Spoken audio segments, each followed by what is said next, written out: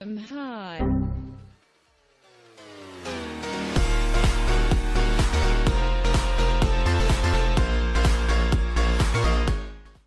Selamat pagi, siang, sore, dan malam. Namaku Junaintin Florentina dari kelas Sistem Informasi Reguler A. Di video ini, aku ingin memaparkan serta menjelaskan sedikit mengenai Cost Benefit Analysis. Jadi, Cost Benefit Analysis ini adalah proses pembandingan biaya yang diperkirakan dengan manfaat yang berkaitan erat dengan pembuatan keputusan, di mana nantinya digunakan untuk menentukan apakah keputusan yang akan dibuat tersebut masuk atau tidak berdasarkan perspektif bisnis. Nah, apabila melalui analisis tersebut ditemukan bahwa manfaat atau benefitnya itu lebih besar dari biaya atau cost, maka bisa dianggap bahwa keputusan tersebut sudah tepat. Atau sebaliknya, jika biaya yang lebih besar dari manfaat, maka pengambilan keputusan tersebut harus dipikirkan kembali. Di sini dapat kita lihat ada rincian biaya dan manfaat dengan target kembalinya modal itu maksimal 2 tahun. Ada rincian biayanya yang terdiri dari biaya pengadaan dan operasi atau pemeliharaan, serta rincian manfaatnya yang terbagi menjadi 2 bagian, manfaat wujud dan tak berwujud. Baik, kita langsung saja ke proses perhitungannya. Yang pertama ada metode period pengembalian atau payback period.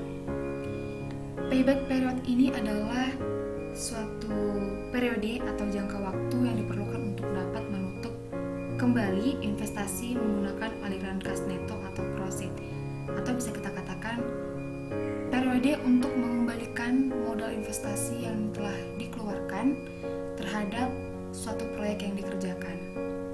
Oke, jadi ini adalah rumus untuk mencari nilai payback periodnya. Nah, misalnya investasi awalnya itu akan ada 5.411.860. Sedangkan proceednya di sini ada 2 tahun, selama 2 tahun dengan jumlah yang masing-masing berbeda. Nah, untuk proceed tahun pertama itu 4.200.000 dan proceed kedua 5.400.000. Kita ambil dulu nilai PP-nya dengan cara nilai investasi dikurang proses pertama. 5.411 dikurang 860 dikurang 4.200.000, itu proses pertama, sama dengan 1.211.000 rupiah. Artinya ini adalah sisa investasi di tahun pertama. Oke, sisa investasi tahun pertama. Artinya belum bisa menutupi investasi awalnya, sehingga masih tersisa segini lagi yang harus ditutupi. Oke. Kemudian kita lanjutkan dengan menggunakan rumus mencari payback period. 1 tahun ditambah investasi per proceed dikali 12 bulan, bisa kita lihat hasil akhirnya itu didapatkan 1 tahun 2 bulan 6 hari. Jadi kesimpulannya adalah periode pengambilan investasi adalah 1 tahun 2 bulan 6 hari. Sistem ini layak untuk dikembangkan karena periode pengembalian tidak melebihi masa periode maksimum yang telah ditentukan, yaitu selama 2 tahun. Oke, selanjutnya kita ke metode pengembalian investasi atau return on investment or ROI. Oke, ROI ini atau return of investment merupakan rasio yang menunjukkan sebuah hasil dari sejumlah aktiva yang digunakan dalam perusahaan atau ukuran pada efisiensi manajemen.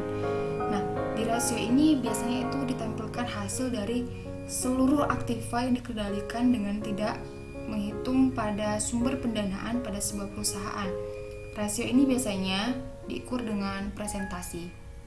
Dengan begitu, artinya ROI ini sangat berperan penting untuk memberikan informasi mengenai ukuran profitabilitas bisnis pada sebuah perusahaan dengan jelas, sehingga segala kegiatan operasional mungkin dapat dievaluasi dengan tingkat pengembalian investasi pada perusahaan yang bersangkutan.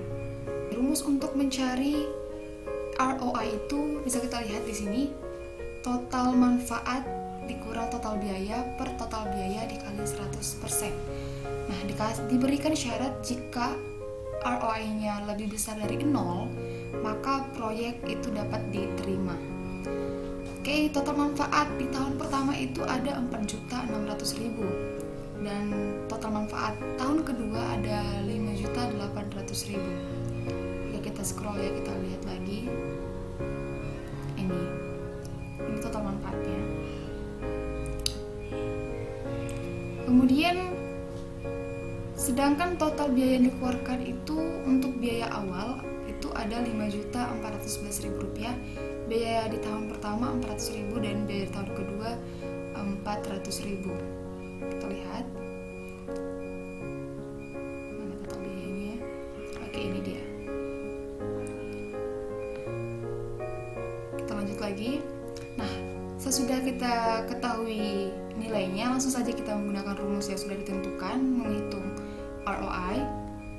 Kita masukkan angkanya sehingga didapatlah 67,42%. Artinya apa? Dari hasil ROI yang 67,42% ini berarti ROI-nya lebih dari 0, bukan? Nah, maka sistem ini dapat diterima atau layak digunakan karena proyek ini akan memberikan keuntungan sebesar 67,42% dari biaya investasinya. Cukup besar. Oke. Kita lanjut dengan metode nilai sekarang atau not present value. Oke, not present value ini sering disingkat dengan NPV atau yang artinya adalah sebuah selisih antara nilai sekarang dari arus kas yang akan masuk dengan nilai sekarang dari arus yang akan keluar pada periode waktu tertentu. Jadi NPV ini banyak digunakan dalam sebuah penganggaran modal untuk menganalisa suatu profitabilitas dari sebuah proyek ataupun proyeksi investasi. Jadi kita dapat mengetahui apakah kita akan berinvestasi atau tidak berinvestasi karena pada sebuah proyek baru ataupun investasi pada pembelian aset baru. Nah, dalam bahasa Indonesianya, net present value atau NPV ini disebut juga dengan nilai bersih sekarang atau nilai bersih saat ini. Kita akan masuk ke proses perhitungannya. Oke, jadi ini rumusnya, rumus dari NPV. Kita bisa lihat. Lalu sesudah kita mengetahui rumusnya, langsung saja kita masukkan angka tadi ya. Nilai proyek atau investasinya itu 5.411.860. Kemudian ditambah ini proses pertama atau prosit pertama di tahun pertama per ini 1 tambah 0,5%.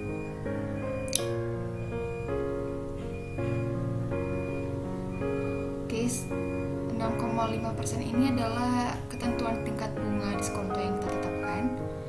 Oke, kemudian ditambah 5.400.000 yang merupakan prosit kedua tahun kedua per 1 ditambah 6,5% dikuadratkan. Maka didapatlah hasilnya sebesar 3.292.867,1. Kita tarik kesimpulan, jadi besarnya NPV pada sistem ini adalah 3.292.867,1 rupiah, serta angka ini bernilai positif sehingga menguntungkan dan layak untuk digunakan berdasarkan analisis yang sudah kita lakukan di atas tadi. Dan kesimpulannya lagi bahwa proyek ini dinyatakan layak untuk diterapkan atau dipakai dengan ketentuan tingkat bunga diskonto sebesar 6,5%. Maka keuntungan yang diterima sebesar 3.292,867,1 rupiah. Nah, dengan melihat tabel analisis biaya dan manfaat berikut ini dan ketiga metode tersebut, yaitu payback period, ROI, dan net present value, maka proyek tersebut layak dikatakan untuk diterapkan berdasarkan keputusan akhir